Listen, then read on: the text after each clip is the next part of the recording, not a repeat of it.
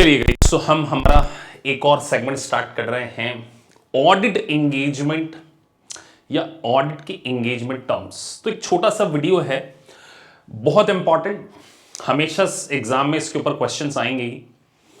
तो एक बात आपको ध्यान रखना है कि ऑडिट एंगेजमेंट लेटर और मैनेजमेंट रिप्रेजेंटेशन लेटर दोनों डिफरेंट सिनेरियो है। बहुत सारे स्टूडेंट तो मैनेजमेंट रिप्रेजेंटेशन लेटर को ही ऑडिट एंगेजमेंट लेटर समझ लेते। तो देखिए, नाम से ही क्लियर है, ऑडिट एंगेजमेंट लेटर मतलब जब एक ऑडिटर एक क्लाइंट को ऑडिट करने जाता है तो सबसे पहले वो जो टर्म्स एंड कंडीशन है उसको रिटर्न में ले लेता है कि ऑडिटर की फीस क्या होगी, किस टर्म्स एंड कंडीशन पर ऑडिट को परफॉर्म किया जाने वाला है।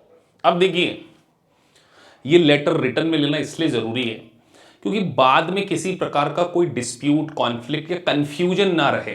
तो पहले हम थोड़ा सा डेफिनेशन पढ़ें कि ऑडिट एंगेजमेंट लेटर की डेफिनेशन क्या है और उस डेफिनेशन के अकॉर्डिंग हम इस बात को क्या करने वाले हैं, अंडरस्टैंड करने वाले हैं।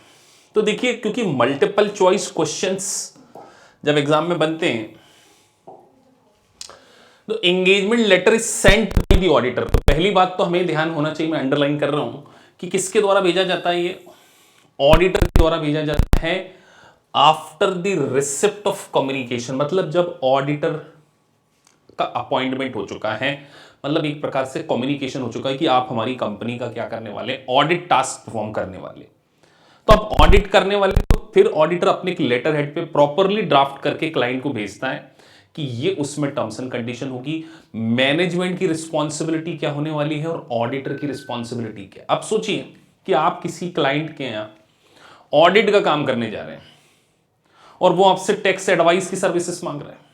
तो आपने तो पहले ही एंगेजमेंट लेटर में बता दिया था कि हमारा जो एंगेजमेंट हुआ है वो किसी कंपनी की ऑडिटिंग के लिए हुआ, टैक्स एडवाइस से रिलेटेड नहीं है। हम आपके बुक्स ऑफ अकाउंट्स को लिखने के लिए अपॉइंट नहीं हुए, हम आपको मैनेजमेंट कंसल्टेंसी देने के लिए अपॉइंट नहीं हुए। तो ऑडिटर पहले ही रिटर्न कम्युनिकेशन के थ्रू इस बात को क्लेरिफाई कर देता है कि किन टर्म्स एंड कंडीशन के अकॉर्डिंग ऑडिट का टास्क परफॉर्म किया जाएगा। तो ध्यान रखिए, क्योंकि एमसीक्यू बेस्ड एग्जाम होती है तो appointment but preferred before the commitment of engagement. तो ऑडिट एक्चुअली में परफॉर्म होने से पहले ऑडिट एंगेजमेंट लेटर क्या है आपको लेना पड़ता है।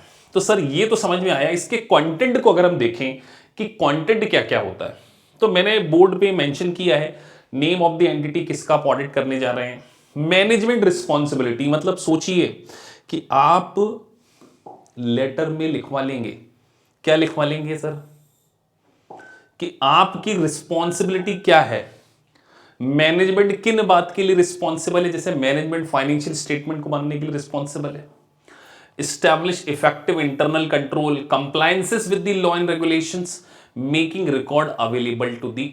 तो मैनेजमेंट की रिस्पॉन्सिबिलिटी उसमें मेंशन कर दी जाती है, ऑडिट फीस मेंशन की जाती है और ऑडिटर की रिस्पॉन्सिबिलिटी ध्यान रखिए, ऑडिटर की रिस्पॉन्सिबिलिटी क्या है, ऑडिटर पहले ही बता देता है कि हमारा काम ऑडिट करना है। तो ऑडिट हम कैसे करेंगे, ऑडिट हम गैस के कंप्लायंसेस के अकॉर्डिंग करेंगे या जो भी स्टैंडर्ड आपके ऊपर एप्लीकेबल होते हैं उसके अकॉर्डिंग हम क्या करने वाले हैं, अपने ऑडिट टास्क को परफॉर्म करने वाले। तो एक बात ध्यान रखिए, आपको एंगेजमेंट लेटर एवरी ईयर लेना होता है। अब कई स्टूडेंट का कहना है कि सर मान के चलिए हमने पहले साल ले लिया, अगले साल भी वही क्लाइंट को ऑडिट कर रहे हैं तो भी क्या एंगेजमेंट लेना हो, एवरी ईयर कि every year you have to send engagement letter to client. तो ऑडिटर के लेटर हेड पर पूरी टर्म्स एंड कंडीशन लिखी जाती है, फिर उसको मैनेजमेंट साइन करके वापस से क्या करता है, ऑडिटर को वापस कर देता है। तो यहां पर लेटर ऑफ एंगेजमेंट का जो प्राइम पर्पस है, ऑडिटर और मैनेजमेंट के बीच में किसी प्रकार का कोई डिस्प्यूट, कोई कंफ्यूजन अराइज ना हो, इसलिए सारी टर्म्स एंड कंडीशन जो है वो लेटर ऑफ एंगेजमेंट में लिखवा दी जाती है। हमने कहा था सर मैनेजमेंट रिप्रेजेंटेशन, तो मैनेजमेंट रिप्रेजेंटेशन जब ऑडिटर ऑडिट करने जाता है तो ऑडिट एक्सेप्ट हो चुका है, ऑडिट करने जा रहा है तो उसके बाद वो मैनेजमेंट से क्या लेता है, रिप्रेजेंटेशन लेता है, जिसमें वो ये मेंशन कराता है कि आपकी रिस्पॉन्सिबिलिटी आपने फुलफिल कर ली है कि नहीं कर ली। तो लेटर ऑफ एंगेजमेंट अलग है और मैनेजमेंट रिप्रेजेंटेशन लेटर अलग है। तो ध्यान रखिए कि ऐसे क्वेश्चन जब मल्टीपल चॉइस क्वेश्चंस में आते तो कंफ्यूजन होता है। तो यहां पर एक टर्म्स एंड कंडीशन है और रिटन रिप्रेजेंटेशन एक एडिशनल ऑडिट एविडेंस। तो लेटर ऑफ एंगेजमेंट केवल टर्म्स एंड कंडीशन में फीस मेंशन होती है, ऑडिटर की रिस्पॉन्सिबिलिटी मेंशन होती है और मैनेजमेंट की रिस्पॉन्सिबिलिटी मेंशन होती है, और ये बिफोर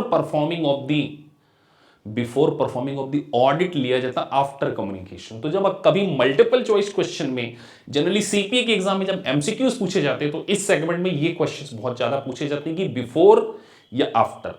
तो इस तरीके से आपको क्या करना पड़ेगा, डिफरेंशिएट करना पड़ेगा टर्म्स ऑफ एंगेजमेंट, जिसको कि हम लेटर ऑफ एंगेजमेंट बोलते हैं, और management representation is additional audit evidence, तो वो एक अलग सिनेरियो है। चलिए तो आगे बढ़ते हैं।